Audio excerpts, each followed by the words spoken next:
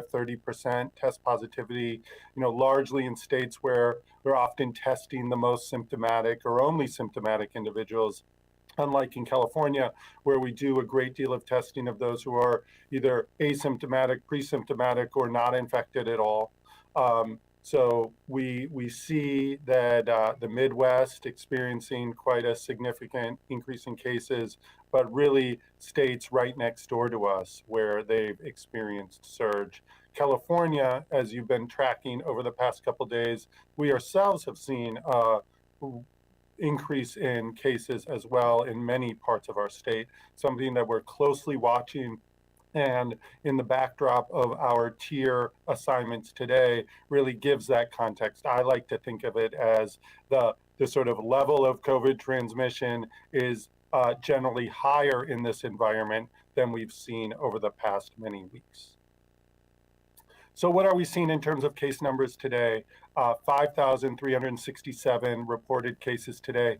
I'll remind you that our Tuesday reporting number is really looking at a 24-hour period from Sunday morning to Monday morning. We work through, validate those cases over Monday afternoon into the evening, and then report them today, Tuesday. So this reflects Sunday data that is often lower in terms of the number and reported. You saw in the previous couple of days where we've had case numbers over 7,000 statewide. Altogether, that's why we look at the 7-day average. Over 6,000 cases is our 7-day average. Total test and test positivity, we've seen an increase in test numbers, 176,000, over 176,000 tests done. And then our 14-day test positivity is 3.7%. I'll tell you, we also track the 7-day test positivity, which is 4.2%. We hadn't seen test positivities above 4 since the end of August, early September, just in terms of context of where we are.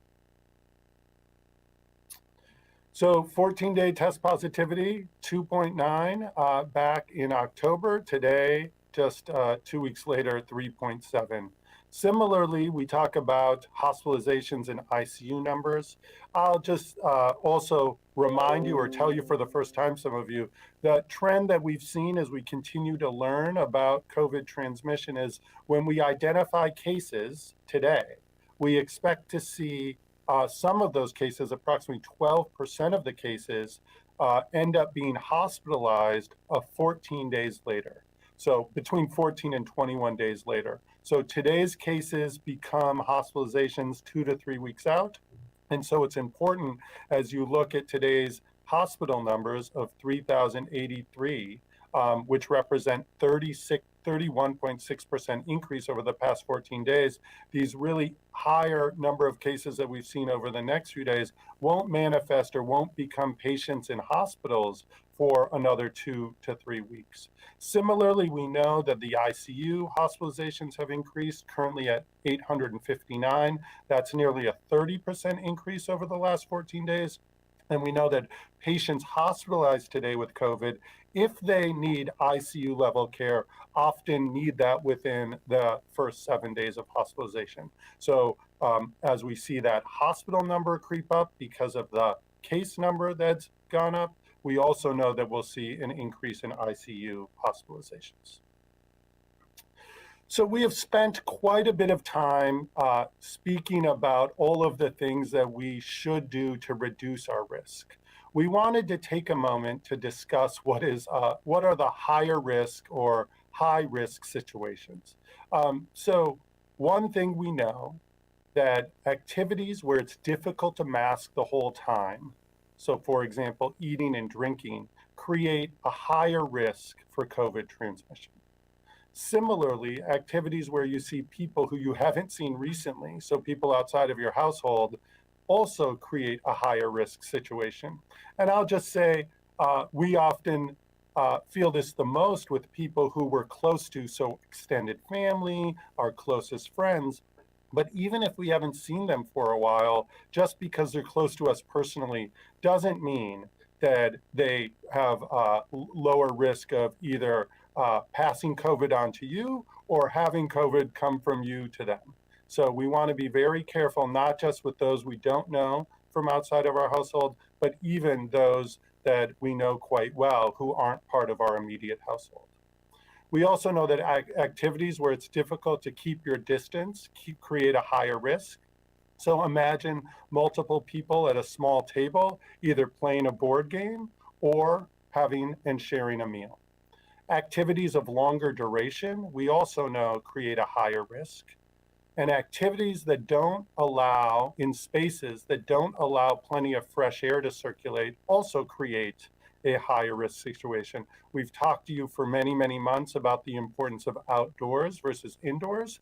This is really one of the manifestations of this point, but also the ability, even when indoors, to have the windows open, the doors open, to make sure that as much fresh air from outside is circulating inside, an important feature of reducing risk as well. So instead of just showing you all the things that we advise in terms of reducing risk, we wanted to show you exactly what those features of activities look like that increase risk of COVID transmission. So this is a curve that I'm going to walk you through. We're going to use this more and more in the future, and I'll explain why in a moment. But the point of this is to show you exactly how some of the points made in the previous slide actually manifest in case transmission across California. So this is California's epidemiologic curve. And what we mean by that, it's sort of the scientific way to say how we allocate various cases. And what this shows, each blue bar and the height of the blue bar shows a certain number of cases that are attributed to a specific day. So this isn't the day that the test result came into the state. It's not even sometimes the day that this test was processed or the test was collected. It's actually the day that we believe is the day that that person who tested positive had their first set of symptoms or indications that they were exposed and positive with COVID.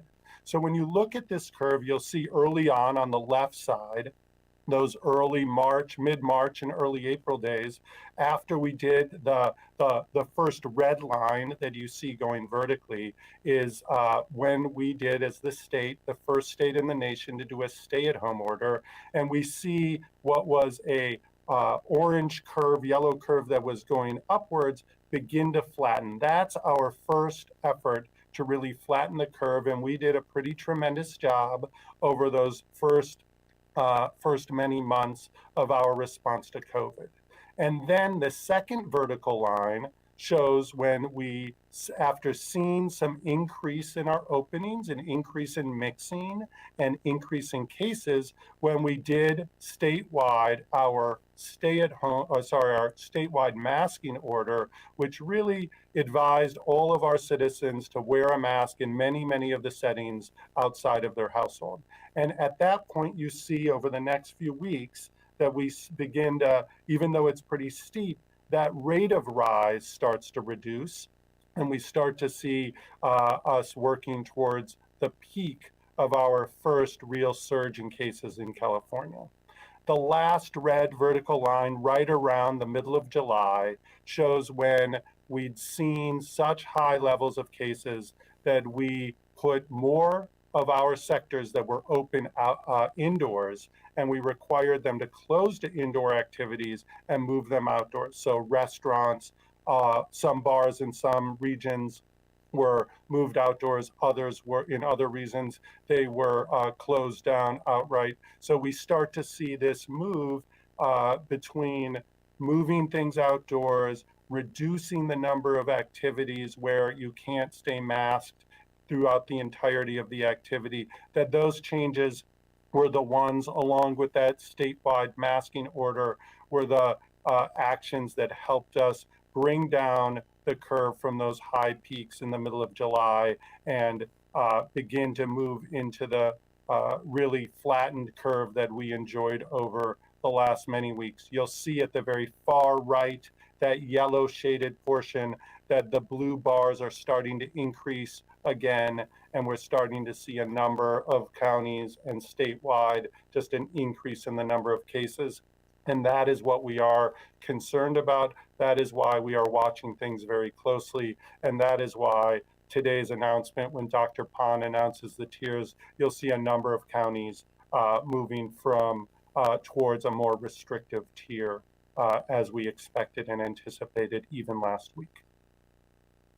So again, this is a reminder we have done a lot together. Over the last 8 months, many individuals across our state did tremendous things to decrease transmission. Many of us wore our face coverings. We've limited our mixing. We've avoided crowds. We've continued to practice those important things like hand hygiene. We've stayed physically distanced. And many of us, when able, have stayed home when we're sick. We know that this is hard. We know many people feel exhausted, they feel isolated, and they're impatient. We talked last week quite a bit about COVID fatigue. I even talk about COVID resentment. We know that this is hard work, but we must do more. Yesterday's hopeful news about effectiveness of vaccines and what we hope months down the road will be another tool that helps us get through COVID and through this pandemic is indeed good news. But we know right now we must do more. The virus is not over just because we're tired of it. It doesn't itself put its guard down. It looks for opportunities to spread, and many of those activities that we highlighted as higher risk are exactly the opportunities for spread that we want to be laser focused on. Invite all of you to be our partners once again in trying to reduce risk so we reduce transmission, flatten the curve again, and make sure we can soon enjoy many of the things that we've missed for the last many months. So with that, I want to invite Dr. Pon up to talk about our tier assignments for the week, and then I'll be right back with you to take any questions.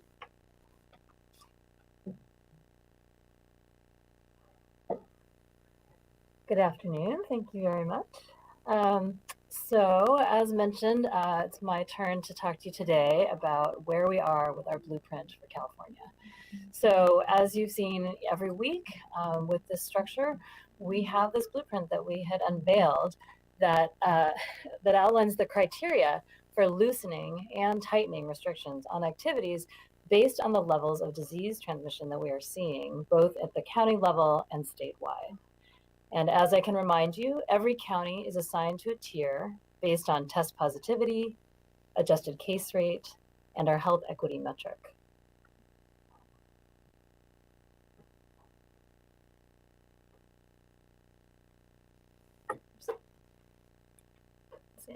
Slide here. Okay, so as you are also likely very familiar with, your county color determines what operations you can do in your county. So just to highlight again, we have the widespread or purple tier, and that's when you have adjusted case rates over 7 and a positivity rate over 8%. You have our red substantial rates and case rates 4 to 7, positivity rates of 5 to 8%, and then the health equity quartile needs to have test positivity rates between 5.3 to 8.0%. And again, we have a moderate range of the orange, 1.0 to 3.9 case rates with the positivity rates 2.0 to 4.9. And again, our health equity quartile needs to be at 2.2 to 5.2%. And then minimal disease transmission in our yellow is less than 1.0 of case rates and less than 2.0% of test positivity.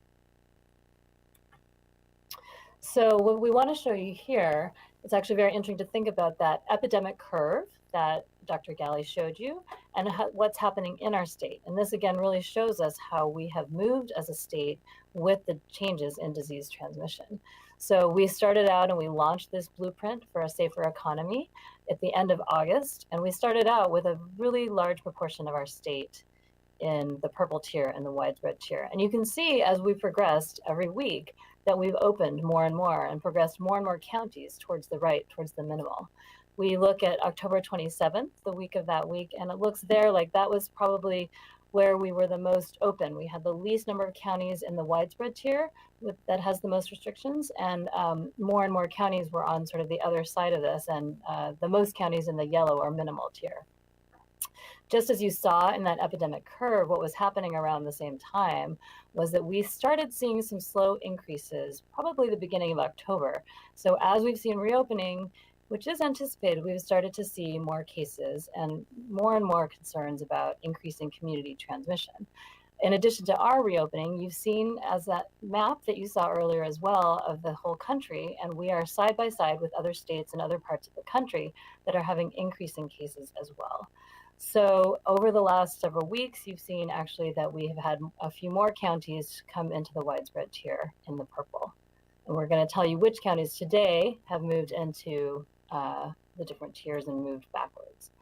So today there are 3 counties, Sacramento, San Diego, and Stanislaus County, that are moving back to purple in the widespread tier.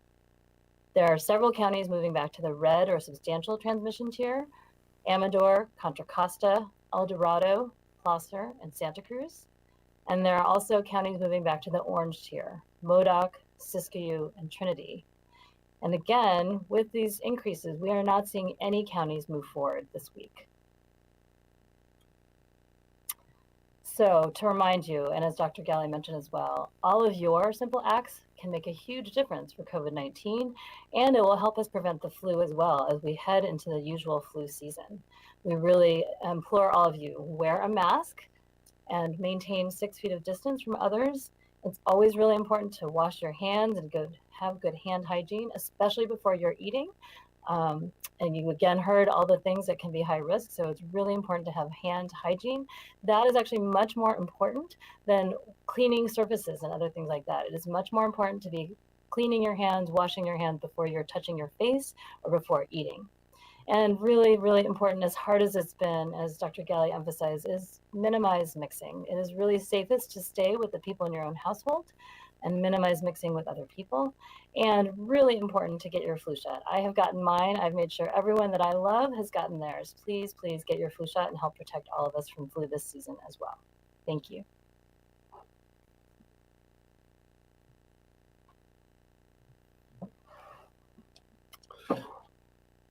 Thank you, Dr. Pan. I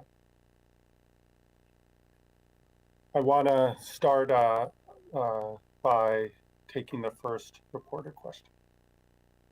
Ron Lynn, Los Angeles Times. Hey, Dr. Ghaly, thanks again for taking our questions. They're super helpful in helping us communicate what's going on. Great, my pleasure. Several questions for you. On Monday, health officials in LA and Santa Clara counties said they're now in what they consider a surge. Would you consider California overall being in a new surge or a new wave? Are the main drivers of this surge really small social gatherings and not other things like workplaces? And if it is gatherings, how will you convince Californians to not gather during the winter holidays, given I've heard from a lot of people, some people really want to make this one exception because they feel like it's a long, difficult year. And finally, do you think we'll have to go into more stringent closures than what's currently allowed in the purple tier, or do you think the purple tier is really good enough in terms of dealing with a surge in cases? Thanks so much. Yeah, no, thank you for your question. Exactly to your point, we answer, and I enjoy taking time with each of you so we can communicate to the broad public a clear message, a consistent message, and a relatable message, so that Californians feel like they're empowered and equipped with the tools they need to make good decisions and reduce risk. To your question about surge, I think a number of counties are indeed experiencing quite high levels of cases, not necessarily the highest they've ever seen, but certainly compared to the lows we've been experiencing over the past couple of months and that downward trajectory, we are certainly seeing almost all across the state an upward trajectory.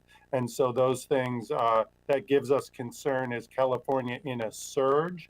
Hard to say, unclear what the exact definition of that is, but clear that we are seeing increased cases. And as Dr. Pan just outlined, first week since we started moving counties forward to less restrictive tiers, that we've had no county move to a less restrictive tier, only a number of counties moving back. And just to reiterate what Dr. Pan was indicating, as we look forward to next week and we see which counties may have missed their current tier threshold this week, we anticipate if things stay the way they are, that between this week and next week, over half of California counties will have moved into a more restrictive tier. And so that certainly is an indication that we're concerned and that that we have to keep a close watch on what's happening, not just because the cases matter. We often use case finding in order to be able to identify where transmission is happening and to bring to bear those tools of contact tracing, disease investigation, and isolation in order to reduce transmission. To the other parts of your question, certainly we constantly look and determine whether our tools and our framework make sense.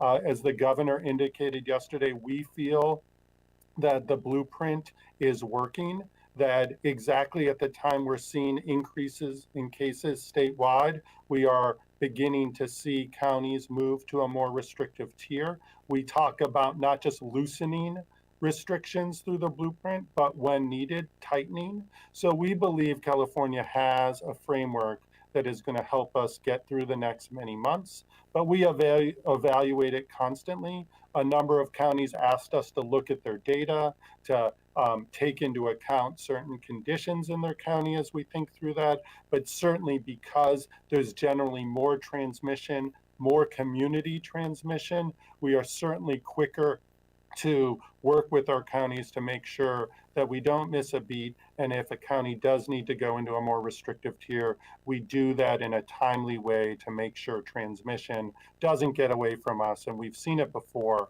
where little bits of transmission increases end up resulting into quite radical and what some people call exponential or high rates of rise transmission, which is exactly what we want to avoid statewide. Julie Watts, CBS 13. Thanks so much for taking our question, Doctor. Actually, if you will, we have two questions. The first is regarding youth sports. Thousands of youth sports athletes are traveling out of state every weekend just to compete against other local teams because California is one of the last remaining states where competition is still not allowed. So 3 weeks ago, you said that updated guidance was coming. We have been overwhelmed with emails from parents and coaches who are desperate for answers. So doctor, can you tell us today when will they get those answers?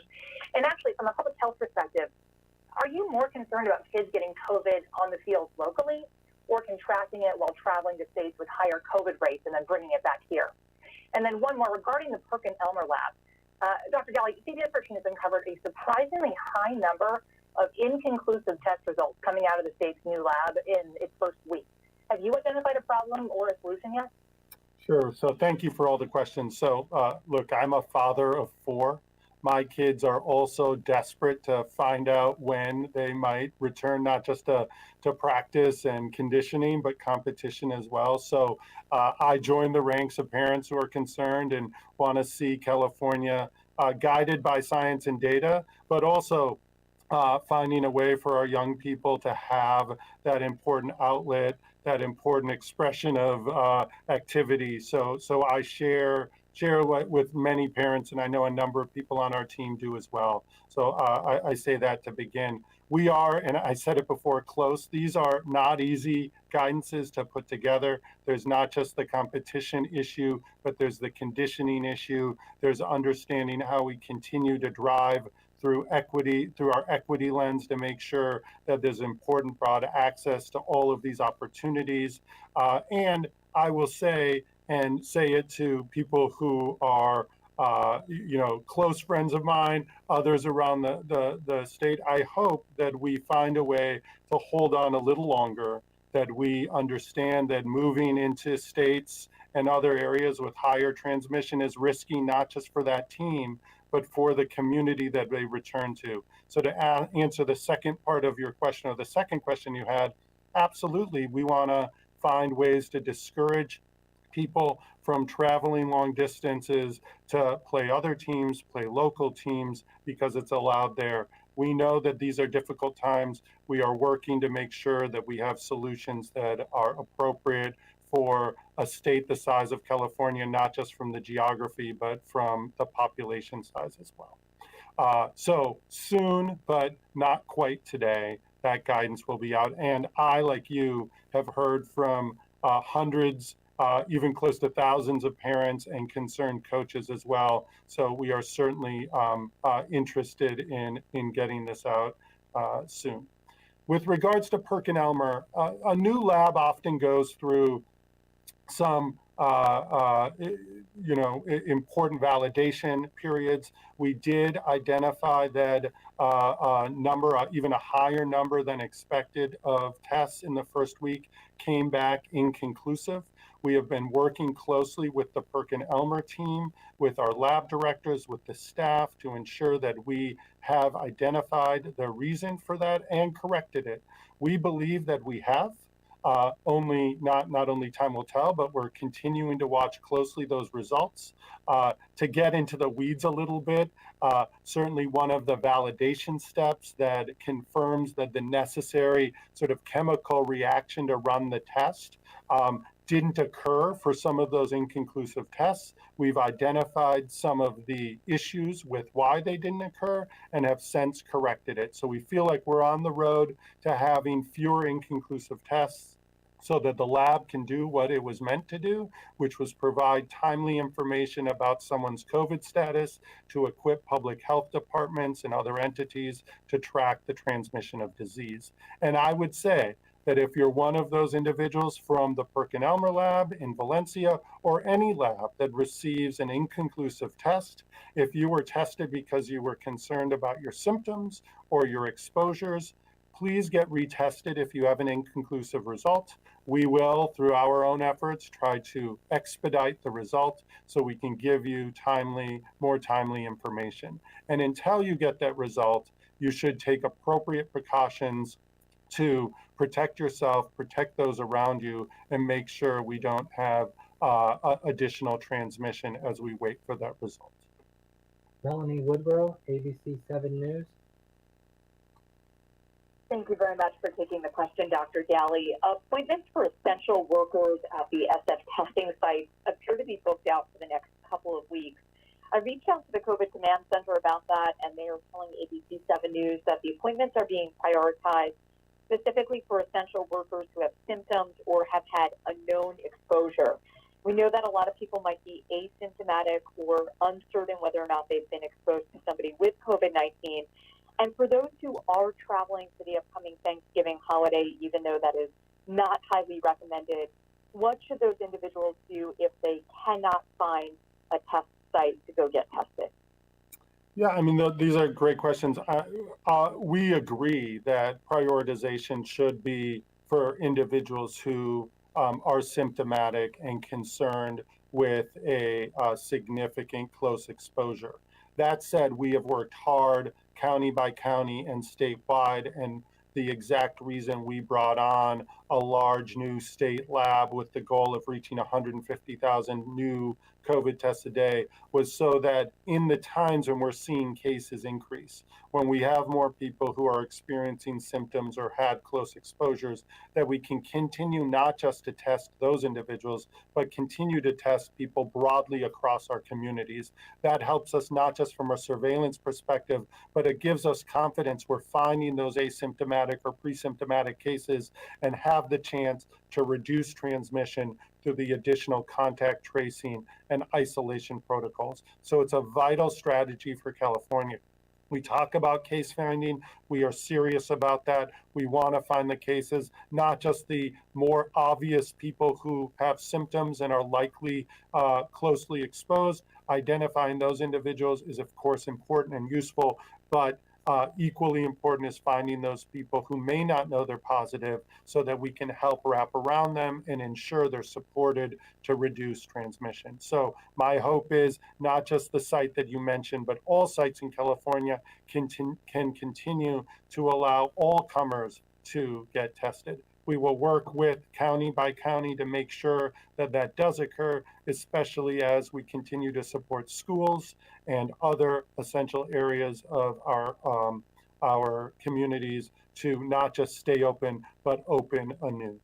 And in terms of the question about those who might be traveling and their inability to get a COVID test before traveling, as I've told many people many times, that practicing the important steps that we've talked about, wearing your mask at all times when you're with people that you aren't with normally, not in your household, keeping that physical distance, washing your hands, as Dr. Pond reminded us, is a very important piece, spending times outdoors, minimizing our interactions. All of those things are important to reduce our risk of transmission. So if you aren't able to get a test, and even if you are, right, the potential false comfort in a negative test one day just to find out that you really were positive the next if you were retested. It's the most important guidance to continue to follow these simple acts that can not just help us keep ourselves safe, but extended family and others that we may see during the holidays. Dan Obano, Southern California News Group. Thank you, Doctor, and thanks for the update on youth sports. I wanted to follow up with that, and I was wondering if you could please address high school sports that have also been under the guidelines of the CDPH since August 3rd about limiting to conditioning and skill work. Those high school athletes are, statewide are approaching their CIF competitions as early as mid-December. What would your message be to, high school athletes, coaches, families that are wondering if they're going to be able to play their high school athletic competition during this coming school year? And do you think a county's standing, tier standing, would dictate, what they're allowed to do as far as competition? Thank you. Yeah, so thank you for the question, really a thoughtful question. And I would say, it has certainly been among the many challenges that we've had in managing the pandemic for our state, is ensuring that young people, high school and even younger athletes, have a chance to continue to practice, continue to improve their skills, and the lack of competition we know and have been hearing the concerns about. We are working closely with CIF and others, other youth sports leaders, interscholastic sports leaders, to ensure that we are aligned in the guidance. It will provide clarity as to when competition can take place. And to your point about it being driven or guided by our current tiering, of course, with lower degrees of transmission, either generally across the state or in specific regions or counties in the state, there is tolerance for additional, even some of the higher risk sports to occur, not just from the conditioning, but from the competition perspective. And when we're seeing high rates of transmission, or counties that have been, in the purple and even red tiers longest, that they may not have as many of the higher risk sports return right away. But all of this will be released soon, working through some of those final details, and hope to get that out with a great degree of clarity in the near term. Mike Duffy, ABC 10. Dr. Ghaly, a lot of people have said that economic health should be considered when we talk about public health. Have you considered something like this as a metric? And what would you say to the business owners who are worried about, once again, having to shut down? Yeah, and we often, from public health, we think about it not just as health in the strict sense or COVID health. We do think about it very broadly. And a number of us believe and see evidence that working to control the transmission of COVID, making sure that it doesn't have the horrific impact in California that we've seen in other parts of the nation and other parts of the globe, is protecting not just our public health in the narrow sense, but our broad sense of public health, which includes our economic health. And I think I really appreciate your question, because one of the things we have all in public health been talking about, when we look at our response early in the pandemic, the message was very much about stay at home, We're going to give guidance. Please follow the guidance. We know as COVID fatigue sets in, people have even COVID resentment, that our messaging needs to shift. We need to be more relatable. We need to spend more time making the connection between our own personal actions, our decisions within our households, how those decisions actually can guide the fate of where our businesses are in our tiering system. And that collectively, if we do those simple things and we do them well, that many of the businesses that are at risk of returning to lower levels of occupancy or closure may have a chance to stay open. So we want to continue to work with all Californians, including our business owners and our small and large businesses across the state, to ensure that together we act, do these simple things, keep as much of our economy going while we ensure that transmission rates are lower. Don Thompson, AP. Good afternoon. Many of the Bay, well, I guess all the Bay Area counties, San Francisco Bay Area, are recommending 2-week quarantine for anyone who travels outside the region, and they're now considering a similar recommendation for those that come to the region from states with high case numbers. Do you think these are good ideas? And if they are, why not require it rather than simply recommend it? And might the states consider something similar statewide? So as we reflect, we work very closely with all the local public health officers. The Bay Area public health officers are in regular, frequent communication with us. None of these are surprising or of concern to the state. We certainly believe that actions that help reduce transmission, especially as increase out of state and even between counties and in distant part of the state occurs, that advisories to do that safer, lower risk, lower exposure after those activities is important. To your point about requiring versus advising, certainly these are decisions that need to take a number of factors into account, but also a recognition that in order for us to get through the pandemic, working together, delivering relatable, understandable, clear messages, and working with Californians to show why making the choice to do a quarantine after travel, or for people who've come to visit from other higher transmission states, that those are advisable things and actually play an important role for our statewide effort to reduce transmission. And indeed, at the state level, we take a number of factors into play to determine what it is that the state should do statewide. And certainly, we are considering the guidance and advice around travel, especially as we enter this period of holidays and other events and activities where travel is common. Haley Winslow, Fox 11. Hey, Dr. Ghaly, thank you very much. Can you please take a picture of what Thanksgiving should look like for people this year? Yeah, go ahead. I didn't mean to cut off your question. I don't know, just kind of like at the dinner table, you know, Thanksgiving. I like we talked about, I think people have kind of a false sense of security that if they haven't gotten it by now, you know, they're not going to. And having Thanksgiving with family wouldn't be that bad. Yeah, I think really excellent question. And I'm going to say a bit stay tuned. Later this week, we'll be coming again together to talk exactly about this issue.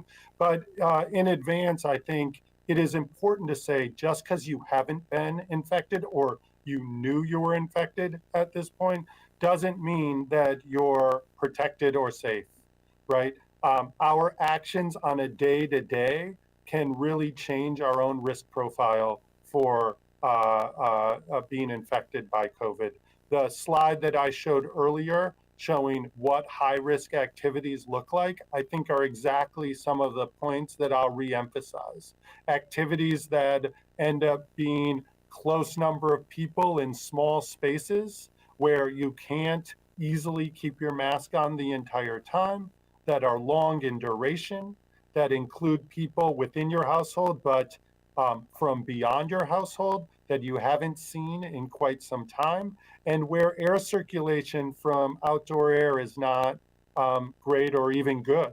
All of those conditions, which you can imagine could be a meal at a dinner table with people you haven't seen in many months over many hours, where people maybe start wearing their mask and take it off. You can imagine some of those situations being not just high risk, but really high risk.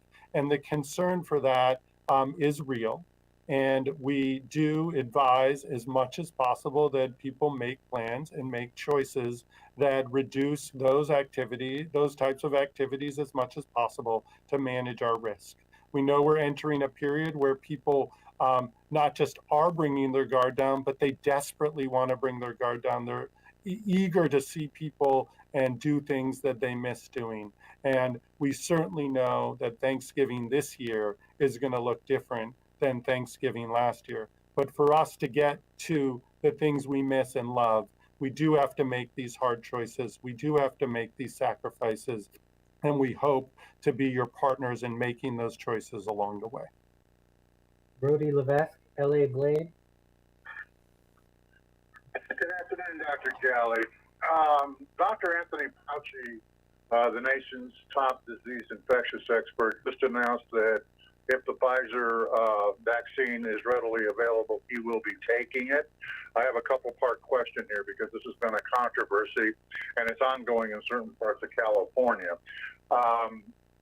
First of all, let's talk about the vaccine. We're being told by the incoming administration and other people that we're looking at probably next spring. Have you and Governor Newsom discussed plans for distribution of the vaccine at the point it's available? My understanding from speaking to the Vice President elect and the other members of the transition team that they're aiming at probably our first responders in California and of course our much critical healthcare workers, and then we'll go into our high-risk people such as nursing homes, people of that regard. And then the second part of the question is looking at the numbers of the 65% jump in the last 2 weeks, what other preparations is your office taking since it's really getting out of control? So that was my two questions. Sure. So on vaccines, look, there's a lot of different news about where we are with the vaccine. I think we anticipate that there are that we're getting near approval of some vaccines. That does not mean that we know how much of the vaccine will be available nationwide, how much of that will come to California. I will remind you, as the governor has noted over the past few weeks, that our vaccine planning process is robust in California. Since April, we have had work groups and internal meetings around preparing for the vaccine. Over the past many weeks, we have made more public demonstrations around our preparedness. We have built a California Scientific Safety Advisory Committee that is tasked with confirming much of the data and the level of transparency and the safety of vaccines that come across through the FDA as available.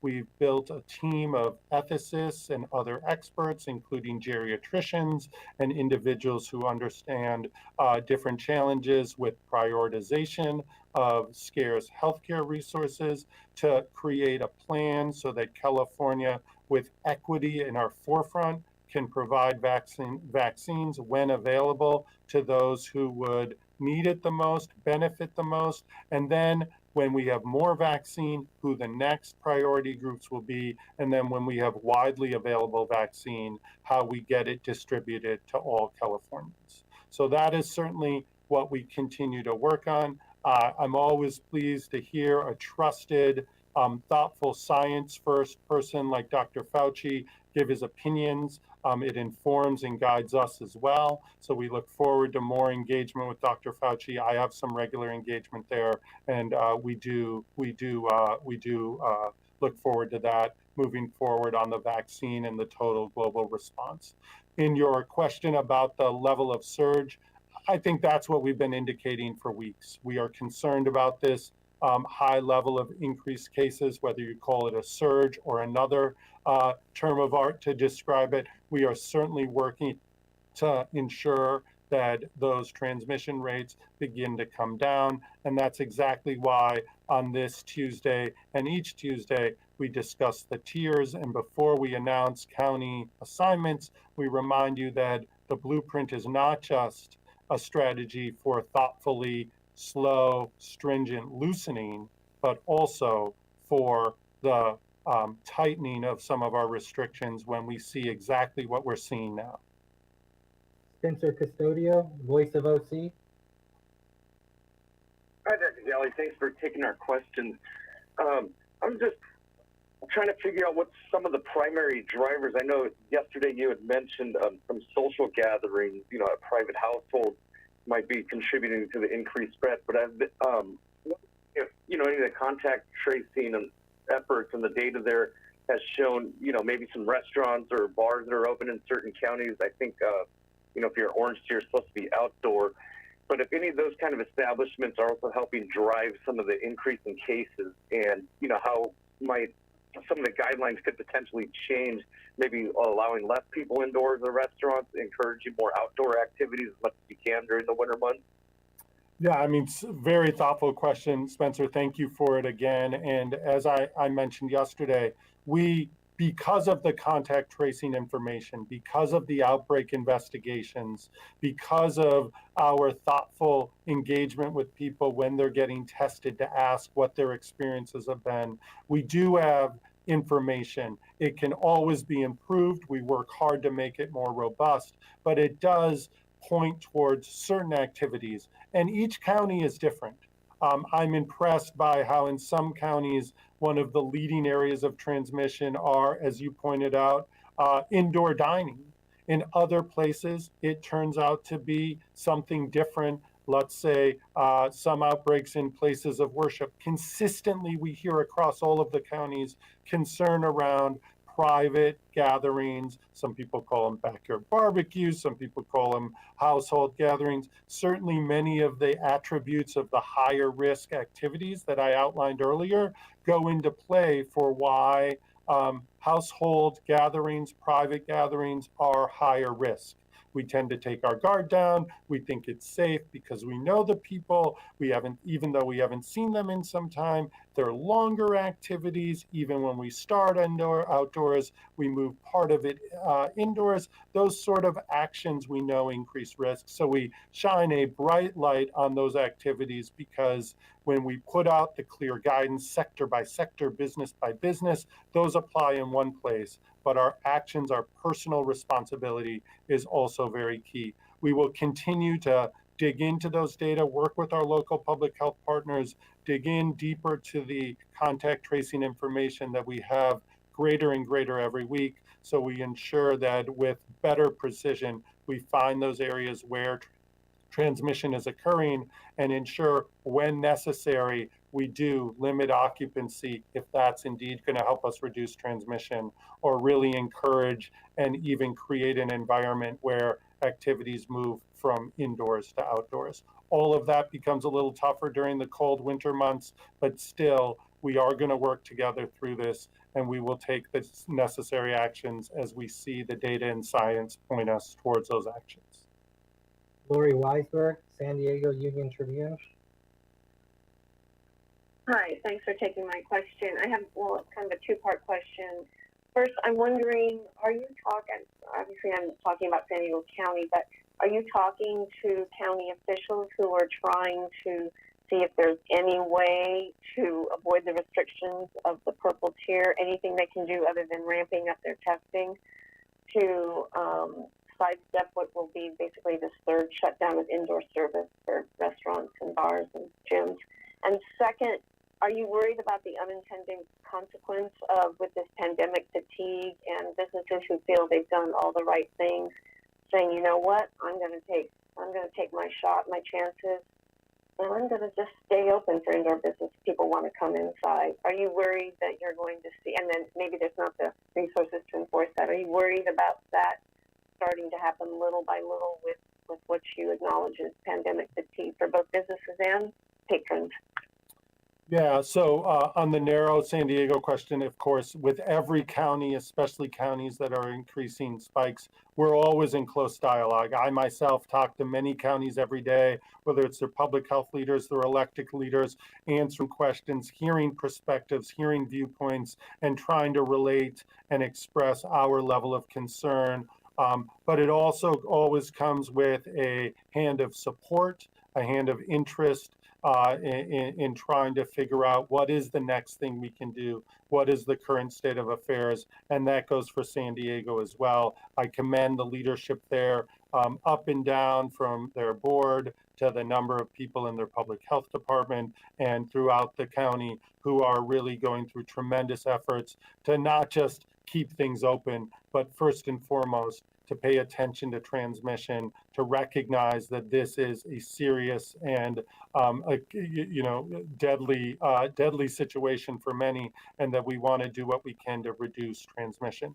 To your point about sort of the fatigue and businesses and patrons saying, well, I'm going to take the risk, we're tired of going back and forth. I mean, this is exactly why over the last few weeks, we really have felt a strong desire and need to transition our messaging, our communication to one where it isn't just about guidelines and restrictions, but it's about partnership with every Californian, figuring out what we can do to reduce our own risk levels, to make sure that we're doing what we can to reduce transmission so that those efforts can manifest in lower data and actually keep our businesses open. So I implore all Californians to sort of look in the mirror, ask what you can do differently. How much more can you keep your mask on? How much more can you work with your own communities, your own family members to plan events in a lower risk way? Each of those efforts makes a difference. We know that it does. We've seen it in our data for months, and it's together we can make that difference and be committed to it. So whether you're a business owner or a patron, I think there is more that we can do. And when we do it, and we do it together, we do see the rates come down. We've seen it before, we will see it again. Anna Berry Jester, Kaiser Health News. Good afternoon. Thank you so much, Dr. Ghaly, for taking our questions. Piggybacking off of your points about the drivers of infection, if personal and close contacts and household transmission are such a big driver, I wonder if there are additional mechanisms beyond the tiers with the opening and closing of businesses that the state is considering. You just mentioned a change in messaging. I wonder if there are other levers, though, like providing more resources to help people quarantine or isolate, changing or updating the paid sick leave rules that you put in place that might help as well.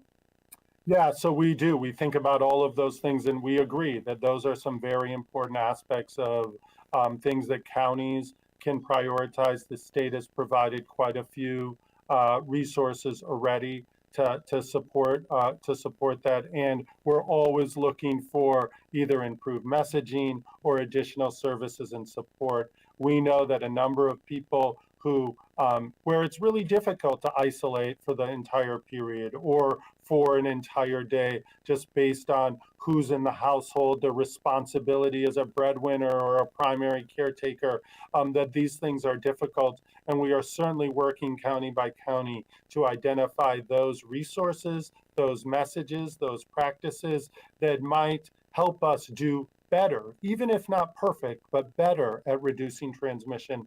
We know it's not popular to say, well, if you're symptomatic or sick, or if you've tested positive, but you don't have significant illness, that wearing a surgical mask in the house around people you love, it's uncomfortable for many people. They wonder why they're doing it, but it's exactly the kind of thing that can help make a important, even if incremental, reduction in transmission risks.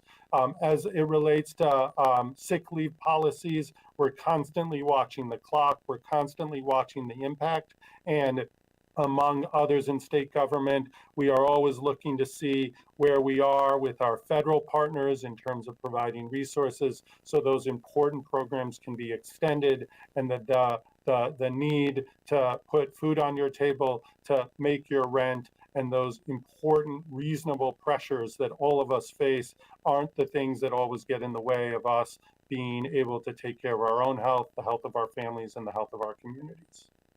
final question, Sophia Bolog, the Sacramento Bee. Hey, Dr. Ghaly, you talked before about how California's vaccine safety group won't delay a vaccine from reaching California, and you said that our experts basically are going to be able to review some of the publicly available data from clinical trials, so their review can take place at the same time federal regulators are assessing, the efficacy and safety of these vaccines. So I'm wondering, now that Pfizer has released some of its efficacy and safety data, I'd like to hear from you how that review is actually going in California. Have the experts on our panel started reviewing that data, and is there enough evidence at this point that they're able to draw any conclusions about it? Yeah, no, so excellent question. And the Scientific Safety Advisory Group is active. They have already begun meeting. I don't yet have the recommendation or assessment on any of the publicly available information that, I know that they will begin to review. So more on that later, but certainly we have built it so we don't create any delays on making that final determination, that these are individuals with long experience in reviewing this sort of data and information. They know not only what is strong evidence, but what is complete transparency with that evidence. So we look forward to providing that. And indeed, this is the first batch of information that we are having a chance to review, and it will help us ensure that no delays come, not just with this first potential release of a vaccine, but the future ones as well. And I will remind you that yesterday's important news about the efficacy of the Pfizer vaccine, it still requires Pfizer to complete the appropriate steps to monitor patients in their trials for a long enough period of time. So we aren't done yet. The public saw important, promising information yesterday, but nothing is complete. The vaccine has not been released, and we eagerly await for more information. And California will be ready when we look at that information, endorse its safety, to distribute it according to the plans of our drafting guidance group and the forthcoming community advisory group, who are there to help us communicate effectively with broadly across California the importance and approach to vaccination in our state. So with that, I look forward to seeing you potentially later this week with more of an update on our numbers, more of an update on where the trends are heading, and certainly some additional information about the upcoming weeks, where many of us have plans or are eager to make plans to see family, to see people in our communities, and the reminder that we still really endorse and push this concept of doing as much as we can outside, finding ways despite the colder weather to keep it outside, to keep it short, to keep it physically distanced, to wear our mask, and to follow all of these important public health steps that we've seen flatten the curve before and that we will employ and use to do it again. So with that, thank you and have a good rest of your afternoon.